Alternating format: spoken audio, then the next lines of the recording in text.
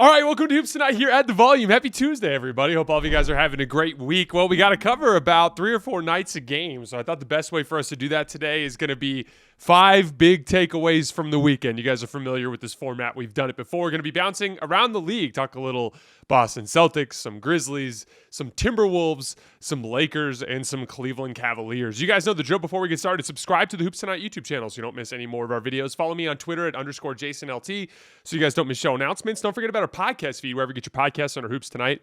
It's also super helpful if you leave a rating and a review on that front.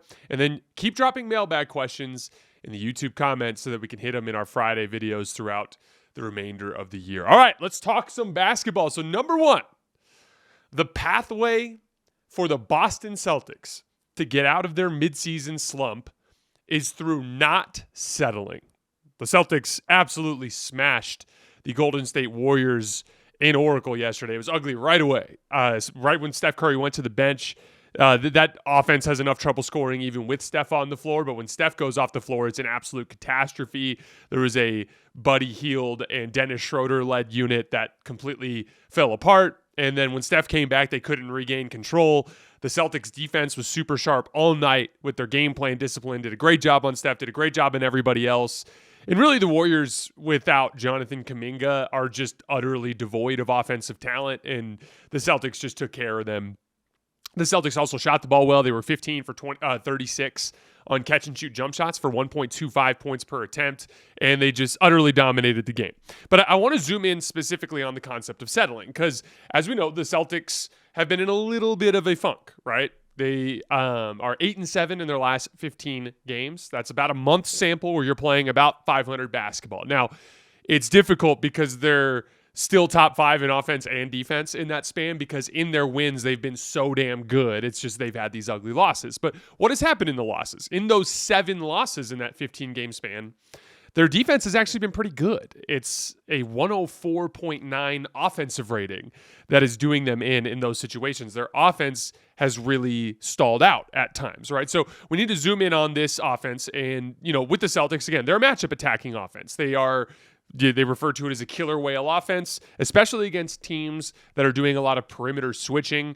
It's going to be a lot of like Jaylen Brown and Jason Tatum attacking these matchups out of the post or in ISO situations. In ISO situations, they pretty standardly turn into wing ISOs with the floor spaced out, usually, occupied corners, guy in the weak side wing, and usually like something like a guard in the dunker spot with some off-ball movement, right?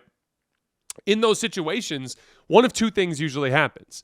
Either Jason Tatum or Jaylen Brown will be physically aggressive downhill to start a drive and kick possession, or they will settle for some sort of off-the-dribble jump shot, okay? Now, to be clear, settling it reminds me of when I was young, when people, analysts used to be like, why doesn't LeBron James drive to the basket every time? And it's completely unrealistic, because for those of you guys who have played basketball as a downhill type of player, it's exhausting to beat people off the dribble every single time down the floor, especially as you get older, right? And so settling is a part of basketball in the sense that, like, if you can find a way to create a shot for yourself that is reasonably efficient, but that isn't going to take a ton of energy, that's a great thing for you to supplement your offense with in a way that's going to prevent you from getting worn down over the course of the game. And as we enter into this discussion, I want to be clear. I don't think Jason Tatum should never take ISO jump shots. He absolutely should. He's gotten a lot better at them. He's having his best season shooting them since the 2020 year, right? So, like, you want Tatum taking them on occasion. I think there's a time and a place. Like, I like when he gets centers on switches and centers are playing back on their heels. That's a great time to go to that little like in and out type of jump shot there.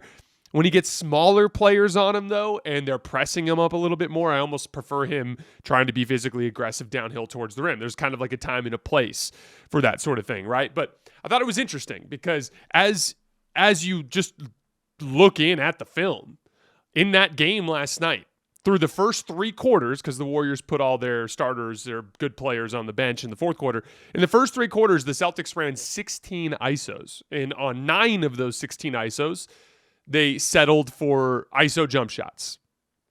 In 7 of them, they attempted to get downhill. On the 9 settles, Both Tatum and Brown each hit like a tough fadeaway. Jaylen Brown hit like a tough left shoulder fade over Kevon Looney. And then Tatum hit like a little right shoulder fade in some traffic. And then Jaylen Brown hit a really tough bank shot kind of around like the lane line on the left side of the floor in the second half. Those were their only 3 buckets in 9 possessions. So 6 points in 9 possessions, or 0.67 points per possession. On the 7 possessions where they attempted to drive downhill in those switches, they made 2 easy catch and shoot threes on kickouts. They made 2 easy layups on drop-off passes. And then Jaylen Brown hit kind of like a tough step-through floater against Buddy Hield where he pump-faked and then went towards the rim and made a floater. So they got 12 points on 7 possessions, or 1.71 points per possession, or almost 3 times as efficient. Now, again, that's a small sample. I'm not going to sit here and pretend like you won't have games where Tatum and Brown are hitting those off-the-dribble jump shots and guys are missing some of the catch-and-shoot kickouts. That'll happen in the playoffs sometimes when things get tight. Again, this is not meant to be some sort of like sweeping declaration that they should never take a pull-up jump shot. It's just about an order of operations. There's this clear evidence in these 7 losses that you're not scoring the basketball, right? And that your offense has some tendency to cool off in those situations. The best way to revert to that, again, we are talking about how to get back to the point where the Celtics are playing championship basketball, which they have on occasion, not consistently enough over the last month. In order for them to get back on track, they've got to get back to the identity that won them a title. It's a simple philosophy, right? It's the philosophy that changed from the year that they went to the finals in 2022 and the year they won it 2 years later, which was the relentless pursuit of great shots. Meaning, if there's a certain situation, you're tired on this specific possession, you just need to get an easier look, or it's a late clock situation, you need to create something out of nothing, by all means, lean on your greatness as an individual shot maker. But if the Celtics are going to be good enough to beat the Cleveland Cavaliers and be good enough to beat the Oklahoma City Thunder, they are going to have to get back to the identity that carried them last year, which was Tatum and Brown being physically aggressive on switches, trying to get downhill so that they can draw multiple defenders and break down the defense where their aggregate talent can be an advantage. Again, the Celtics, what makes the Celtics as dominant as they were last year isn't just Jaylen and Jason. They are the original hunters at the head of these offensive possessions, but it is the aggregate talent, the ability to pop the ball around, the fact that all 8 guys in their core playoff rotation are good shooters, closeout attackers, decision makers, ball handlers, passers. That is what ties it all together. And the more they settle, the more they rely on their own individual greatness. The more that they play downhill aggressive, they rely on the strengths of the roster. One last note on this front. In the 14 post-ups against the Warriors last night, the Celtics scored on 9 of them. A pretty clear indicator to me that, like, when you bake in physical aggression, it's more aggressive it's more effective as well. And so I think that's going to be the key for the Celtics moving forward as they try to dig out of this little rut that they're in the middle of the season. Not settling. Downhill physical aggression, generate higher quality catch and shoot looks that will help your shooters get out of slumps. Again, every single Celtic except for Peyton Pritchard is down year over year as a three-point shooter. That means you got to get these guys out of slumps. And the only way you're going to get them out of slumps is by generating them higher quality looks. And the only way you're going to generate higher quality looks for them is through physical aggression at the point of attack when you're in those matchup hunting situations. Number 2, Jaren Jackson has become one of the most underrated players in the NBA. I think part of it is the fact that he plays with Ja Morant, who's one of the biggest and most, kind of like famous and kind of resonant young American stars in the league, right? And I think part of it is the way that Jaren came into the league. Came into the league as more of like a shot blocking prospect. You guys might remember a few years ago when the Grizzlies were first starting to kind of get a notoriety, you'd have these crazy 5-6 block games from Jaren Jackson. That was kind of like his original stamp that he put on this league, right? He also has kind of like an ugly looking jump shot as he leans really far forward. It almost looks like a more set version of his floater. And I think that's part of why people kind of underrate him a little bit. But he has become an absolute monster to deal with on the offensive end of the floor. Memphis got a very impressive come-from-behind victory against the Minnesota Timberwolves yesterday. Their offense stalled out several times early on as the Wolves kind of controlled things, but Jaren Jackson completely dominated the fourth quarter of this game. And he did it by absolutely frying one of his peers at his position in Julius Randle. started the fourth quarter just repeatedly going right at him. He posted him up on the right block, spun off of him, got right to the bucket. He caught like a little cross screen in the lane, got him into trail position, finished a little and one right at the front of the basket. Semi-transition, like in a kind of a transition push when the defense isn't set, he just drives right at Julius Randle out of the left slot, bumps him off, and makes a little floater in the lane. Did the same thing to him in the half court on a play where he chained multiple counter moves together. That really is the thing that makes Jaren Jackson so difficult to guard as a downhill player. So he's very big and strong and has a good first step going both ways. But when you slide over and you cut him off, you have to absorb contact, right? And a lot of guys on that first bit of contact are going to get so badly dislodged that Jaren can just go right back up to the basket. By the way, on that transition kind of semi-transition drive on the left wing, that's literally what happened to Julius Randle.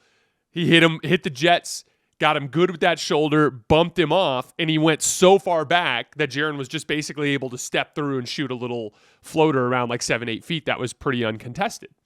But let's say that you actually slide over and you absorb that contact well, like Julius Randle did on the half-court slot drive off the left end in the fourth quarter, where he did absorb that contact. Well, Jaren's gotten really good at chaining together counter moves and just going the opposite direction. It actually reminds me a little bit of Shai Gilgeous-Alexander, the way that he can do it, where it's like he'll probe one way, get cut off, counter move, probe the other way, get cut off, counter move, probe the opposite way. And basically every time with Jaren Jackson, he's bumping you with that shoulder every single time that he makes that dribble move, and he's hitting you and dislodging you. And eventually he's just going to get either close enough to the basket to shoot, or he'll dislodge you so much that he can get to a shot earlier in the possession. But it's all about his ability to spin over both shoulders while controlling the basketball and hit behind the back moves. Because again, if you're facing this way and I'm leading with my right shoulder and I need to get back the opposite way, in contact situations, I can't dribble in front of me. If I dribble in front of me, I'm probably just going to turn it over. Someone's going to hit my arm. I'm not going to be able to dribble in that kind of traffic. I need to get to my opposite shoulder while protecting the basketball. And the only two ways to do that are to spin over that left shoulder or to go behind the back and then lead with your opposite shoulder, right? And so it's one of those things where like he's just literally just hitting you like a battering ram, just changing direction each time as you cut him off. And then he's got the floater to tie it all together. He's taken 129 hooks and floaters this year that he's hitting at 54%.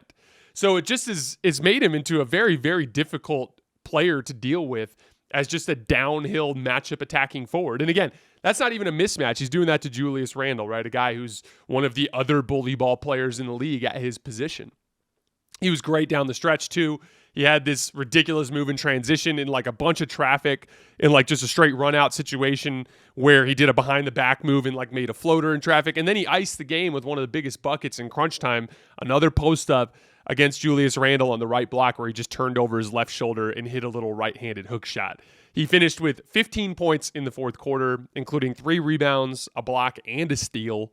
The Wolves have this tendency where their offense can really fall apart at the end of games. We're going to talk about it in a minute. But one of the things that happens is like so many guys are getting ignored that it turns into like this kind of like onslaught at the rim where it's like Julius will drive into traffic and shoot like through 6 people and miss a shot. But like Rudy Gobert will come flying in and slap at the basketball. And then Jaden McDaniels will come flying in and he's trying to grab an offensive rebound. And like they try to make up for not being guarded by just crashing the glass like absolutely crazy. And when they do that, it can be a lot to deal with athletically as a team, and you have to have waves of athleticism to deal with that. Jaren Jackson was great in those scrums at the end of the game. That's also part of why Memphis went with some too big looks.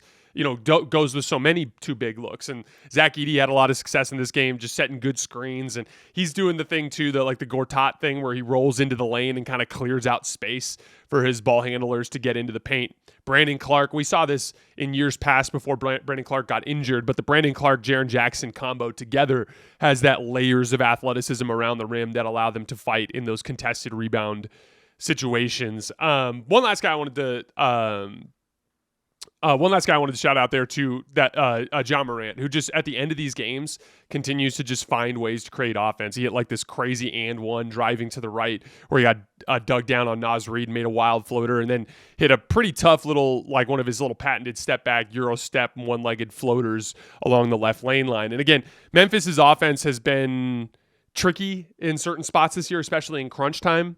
And a big part of it is going to come down to the shot making of guys like Jaren Jackson, guys like Desmond Bane, guys like John Morant, right? And like Desmond Bane hit a big movement three on a play where Jaden McDaniels was trailing him at the top of the key. It was a big part of their comeback in that second half. That's the kind of shot making that you need against these elite defenses that can really make things difficult in the paint for your driving kick attack, right? And so just something to keep an eye on as we move forward for Memphis. From the football playoffs to college and pro basketball to the rush of hockey, what a time to be a sports fan. It's all happening, and you can get in on all the action of all the sports you love at DraftKings Sportsbook. With so many sports, every day is game day at DraftKings. That means unlimited opportunities to place your first bet, and DraftKings makes it easy.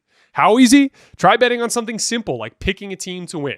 Go to the DraftKings Sportsbook app and pick your team and place your bet. One of my favorite bets to look at right now is the NBA championship picture. I have 3 teams in the same tier. I have Boston, Oklahoma City, and Cleveland all in the same tier. But Boston's at plus 250, the Thunder at plus 265, the Cavs are at plus 1100. So some nice value there. And to help get you started, here's something special for all new customers. Bet $5 to get $200 in bonus bets instantly. Download the DraftKings Sportsbook app and use code HOOPS. That's code HOOPS, that's HOOPS, for new customers to get $200 in bonus bets instantly when you bet just $5. DraftKings, the crown is yours. Number 3, we are close to the deadline now, and I think we can all agree that the Julius Randle experiment has been a massive failure. If you guys remember what I said at the time of the deal, it had an obvious financial upside, and that was kind of the political kind of like description of in-house of what they did. Like, oh, we're doing this because we need to have long-term flexibility. And it had some basketball upside, right? Like Julius Randle is in theory a better on-ball type of player than Karl Anthony Towns, and they don't really have a good on-ball option off of Anthony Edwards. So it was like, oh, maybe this will work out. But it obviously came with a ton of risk in that the cat fit was just so much better as a shooting threat between Rudy Gobert and Jaden McDaniels. And so we looked at it at the time of the trade, and it's like, this has an obvious potential to make them way worse, but it has some potential to make them better. And it comes with this financial back end to it where you gain flexibility by getting off of Karl Anthony Towns' deal, right? So like that is the case for why they did it, but there was an obvious downside, and the downside has just come to the surface. 2 realities about Julius Randle on this team have become abundantly clear to me through the first half of the season. 1, there just isn't that much offensive upside with him as an on-ball player. He's a fine on-ball player. He's getting, 19 points a game, 58-ish% true shooting. He's been a post player that's generating about 1.2 points per post up. It's not like he's been awful on the offensive end of the floor, but like it's not exceptionally high volume and it's not exceptionally high efficiency. And so with that being the best thing that he provides, it just hasn't been the upside that it needed to be for this whole thing to work out. If this was going to work out, you needed something like 25 points per game from Julius Randle on 60% true shooting. And that just hasn't been the case. He hasn't been able to produce enough or efficiently enough to make that trade-off worth it. And then 2, he's just an absolutely brutal off-ball offensive fit. He's converting spot-up possessions at just 0.9 points per possession. Among the 36 players in the NBA to log at least 150 spot-up possessions this year, Julius Randle's 0.9 points per possession ranks 34th. So the 3rd worst in the league among reasonable volume in spot-up possessions. And it's totally compounded by the Rudy Gobert thing. Gobert was just a total offensive nightmare against Memphis last night. Every time he was left alone and given the basketball, he just runs like an awkward deer into traffic and throws some bullshit up that has no chance of going in. They fed him in the post against Jaren Jackson right under the rim, like a deep post catch, and he got smothered and blocked by Jaren Jackson. Ant got blitzed on a late game possession, fed to Rudy Gobert on a short roll 4-on-3, had a wide open kick out read to the right, instead threw a terrible pass to a baseline cutter that just went right out of bounds. He had this big offensive rebound late, and instead of getting the ball to somebody, he just threw it out of bounds. Like, just absolutely brutal on the offensive end of the floor from Gobert. And then you're putting him next to, you have Julius, and then the guy next to him is Jaden McDaniels, which, by the way, that same list of 36 players who have attempted at least 150 spot-up possessions this year, the one that Julius Randle ranks 34th in, well, Jaden McDaniels ranks 32nd in. So you have two of the very worst spot-up players in the league flanking probably the worst offensive starting center in the league. And as a result, every Timberwolves game at the end devolves into the exact same thing, which is Anthony Edwards playing hero ball. And sometimes they still win like that because they defend well enough.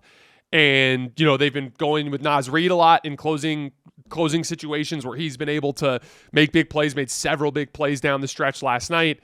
And maybe Ant hits a couple crazy step back threes like he's done from time to time this year. And maybe you get out of there with the win. But in order to win 4 playoff rounds, this offense just has too much of an ability to grind to a halt because your 3, 4, and 5 are all completely incapable of playing off the ball offensively. And 2 of them can't play on the ball offensively, and 1 of them can play on the ball offensively, but is just an incredibly mediocre offensive player. So it's untenable.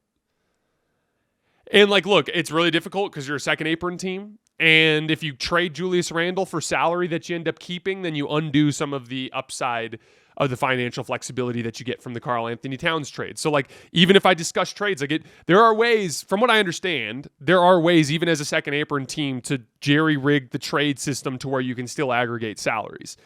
And even if you were I'd love to see what it looks like to turn Julius Randle and Mike Conley and maybe one other salary into Zach LaVine. I'd love to see that. I'd love to see what it looks like to see Ant and Zach with Jaden and Naz Reid with Gobert and just see if it can come together. But why would any of us think that's going to happen when the entire purpose of this destructive trade was for financial flexibility? So it just kind of seems like a really tough spot. And it seems like this is heading for a relatively mediocre season with a mediocre finish. And that just feels like a step backwards after what they accomplished last year. Number 4, the Lakers look like a team that is losing belief. They had a really ugly loss at the Clippers on Sunday night. And it looked like so many other Lakers games this year, where for a certain amount of time they're competing. There's a really nice baseline drive from Max Christie out of the left corner where he goes right at Zubac and goes right around him, athletic, up high, finishes at the rim, gets it to 43-41 with about 7 minutes left in the second quarter. And over the next 10 minutes of gameplay, just 10 minutes, they get outscored 29-11, and they're down by 20, getting blown out by a good team once again. And the thing is, so many of the same issues that have plagued them all season plagued them in that game. Possessions where you're just not running action. It's big possession. They're on a run. We're down 13. We need a bucket. We're up the floor and into our offense, but we're just going to stand around and we're going to have a ball screen with Austin and Anthony Davis. With no off-ball movement, no action flowing into that ball screen, just the easiest way for a defense to defend a ball screen, just a static ball screen at the top of the key. Or, okay, let's try to run some offense, but no one knows where to go. And Max Christie and Dalton Connect are meandering around the floor as Anthony Davis is losing his cool and jacking up a mid-range jump shot. I have video of all these clips. You can go to my Twitter feed at _JasonLT, and I did a full film session on this run from the start of the run all the way through the finish of the run, where I kind of laid out video examples of all these things. So you guys can see them there, again, at _JasonLT. But not running offense, LeBron and Austin just throwing the ball away because they're not being careful or they're not being patient. There was a play where Austin's been running with Rui pick and pop all season. Rui always pops when he screens with Austin, and Austin threw a pass into a gap as if Rui was going to roll. And it's obviously Rui's going to pop. He's been popping with you all season. LeBron trying to force a pass to a cutter that's just not open, that then not getting back in defense and giving up a dunk to Amir Coffey as he's just literally just hemorrhaging a 4-point swing with sloppy effort in transition on defense and a sloppy decision-making as a ball handler. Giving up precarious switches that they don't need to. And then not having a plan with how to deal with them. There was one where Kawhi Leonard gets Gabe Vincent in the post on the left block, and AD is hard helping on the middle side, and Gabe is overplaying that middle shoulder from Kawhi, so Kawhi just easily spins off of him. And there's no baseline help because Rui's like not paying attention, all glued up to Zubac. So it's like, one, you're giving up this precarious switch. I think that one was a transition cross match, which happens. By the way, like, I don't care what your defensive scheme is, you will end up in precarious switches just because of how basketball works. You have to have a plan for what to deal with there. And we've talked about this. Like, in other games, I've seen them. Austin Reeves gets stuck in the post with, who was it? It was Bam Adebayo. And Rui and AD are crowding him on both ends, and they're closing out the shooters, and they're doing their jobs. And then when they don't do that, when they leave the guy on the island, he gets beat consistently. Have a plan. Okay, Gabe, you have Kawhi Leonard on you. We are going to be helping hard from the baseline side. So Rui needs to know, Gabe's in this situation, he's got to almost like zone up or just be very capable and ready to rotate in that position, which means Anthony Davis, maybe as that one pass away guy, is big and long enough to crowd and like dig down and recover. But then there's going to be a weak side 2-on-1 that you have to count for with somebody ready to rotate on the backside. You have a plan for it. But it's also in rebounding situations. They gave up a bunch of offensive rebounds on switches. That was where they were getting brutalized by Ivica Zubac. And it's like, okay, if you're going to end up in a switch. And again, by the way, like the Lakers have been trying to cut back on that. They still do a ton of it. Like they were switching just Rui AD action. So as soon as they switch any Rui AD action, now you got Rui on Zubac, and Rui can't handle Zubac either. But like in those situations, like I don't expect Rui to be able to box out the biggest center, one of the biggest centers in the league. Just like I don't expect Jason Tatum to do it for the Celtics. The Celtics aren't asking Jason Tatum to go one-on-one against opposing centers. When he's guarding a center and he's in the paint rebounding, it is a team effort. I saw plays where Rui's fighting for position and Zubac has him sealed and a long rebound comes off the back of the rim and the other four Lakers are just standing around watching Zubac grab the ball over the top. When you end up in those mismatches, you have to have a plan for how to deal with it, both in your help and recover and in your rebounding situations. And beyond that plan, it has to be done. I know that plan exists. There's been a lot of criticism of JJ Redick, and like I don't disagree that it's been a less than perfect season from him, but a lot of this is like he's telling the guys what to do. They're talking a big game behind the scenes. They're in the pressers saying all these things about how they want to do this stuff, and then they go out there and they don't do it. And it's like a prerequisite. They are not talented enough to not be a good execution team. I could go on. I have so many things on this list, like Austin and Max botching switches. They botched one in the second half where Derek Jones Jr. just slipped out of his screen. And it's like Austin and Max, that should be a switch. It's been a switch all season. And yet they continue to botch these switches and give up easy dribble penetration or over-the-top passes. It was an over-the-top pass to Derek Jones Jr., easy drop-off. He missed a floater, but Zubac got in there to dunk because they had to rotate on the weak side. It's just guys not executing. Everybody on defense all game just looked lethargic and a step slow. Anthony Davis, he had some drop coverage possessions where he's just not protecting the rim. He was in a zone possession where he just got absolutely torched by Norman Powell. Like he's just not playing very good defense this year compared to what he's done in the past. The backside rotations. This is the play I wanted to kind of like use as a final example. So it's a Harden Zubac ball screen. Max Christie's on Harden, AD's on Zubac.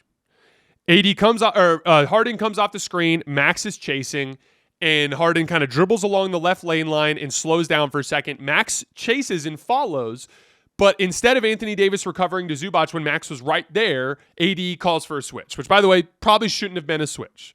But whatever, this used to be your primary defensive scheme, so how would you handle this, right? Harden dribbles Anthony Davis out towards the left wing. Zubac immediately tries to post up Max Christie. Now, what you do in this situation when you're fronting the post, which is what Max is doing, Max tries to front the post. In this situation, you want backside help to shrink the passing window, right? So like the way you beat a post front is you try to drive that elbow into the guy post fronting you to create to push him down into the ground so he can't jump. and you want to create an over-the-top passing angle. But that angle can get shrunk by another defender coming in from this side, shrinking that window, and then there's a 2-on-1 on the weak side. If you execute it properly, you can force a really tight space feed, make him catch in a double team where he's frantic, and then if the other guy rotates well, you can take away any sort of easy opportunity out of that. But in this case, Austin was the guy who was bracketing with Max, and LeBron was the guy who was rotating, but Austin was a step slow. Max went to front, Austin did nothing. The pass was in the air, suddenly Austin goes to rotate. At that point, LeBron's job is to rotate to the cutter, Austin's man. LeBron was a step slow, wasn't paying attention, and then he did finally rotate, but he was too late and it ended up in a dunk. So again, they know what they're supposed to do. They know what they're supposed to do, and they're just not doing it.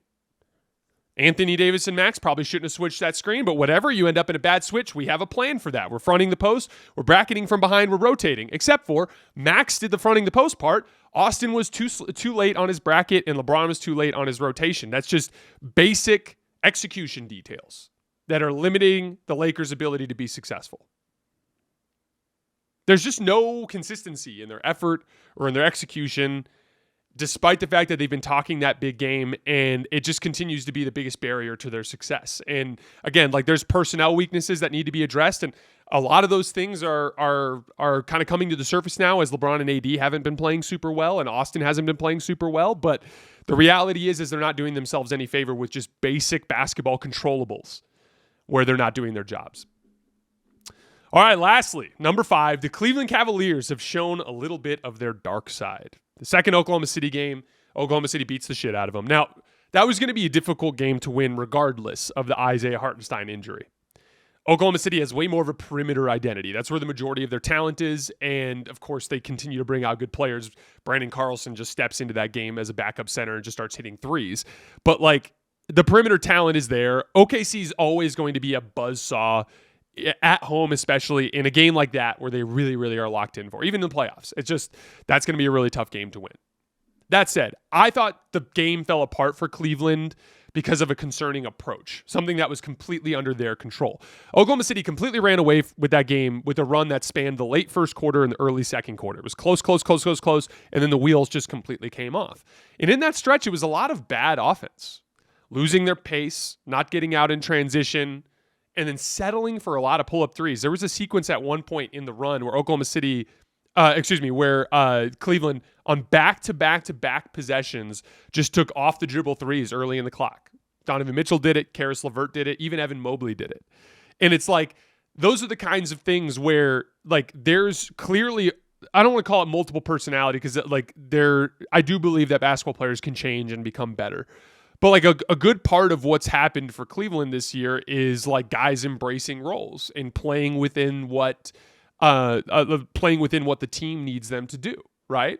And Kenny Atkinson has implemented a lot of, like, basic principles that weren't there last year in terms of running the floor, chasing higher volume three-point attack, diversifying their offensive approach to playing through multiple points of entry, all these different things to try to make life easier for them. But at the end of the day, like, if Donovan Mitchell takes a bunch of bad shots in a big playoff game, they could lose. If Karis LeVert takes a bunch of bad shots in a playoff game, they could lose. If there's an ugly side deep down there that has been part of these guys' personalities in the past, that could rear its ugly head. And, like, that was the one thing that was a little concerning to me out of that game, other than Donovan Mitchell just really struggling with Lou Dort. Like, Lou Dort has just done a number on Donovan Mitchell in these two games, and it's started to affect him a little bit. But, like, in general, I think one of the big things for us to watch with Cleveland when they get into the postseason is their offense getting stagnant and them not relying on the same things that they thrived on in the regular season in terms of pushing pace, moving the ball, and hunting great shots. I did think that was a very, very ugly offensive stretch from Cleveland in that blowout loss. All right, guys, that is all I have for today. As always, I sincerely appreciate you guys for supporting me and supporting the show. We'll be back tomorrow with more breakdowns, probably some trade deadline stuff as well. I will see you guys then.